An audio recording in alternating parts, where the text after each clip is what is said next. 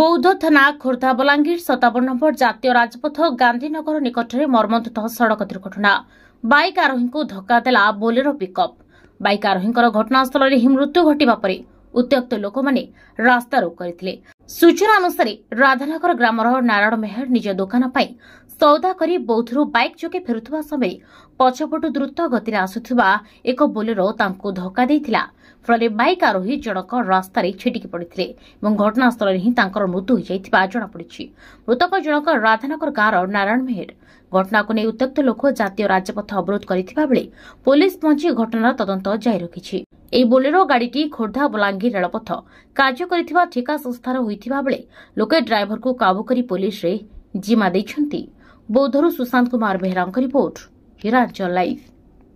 तेबे एभली किसी गुरुत्वपूर्ण खबर देखा चाहती आम चैनल को लाइक, सब्सक्राइब और शेयर करो।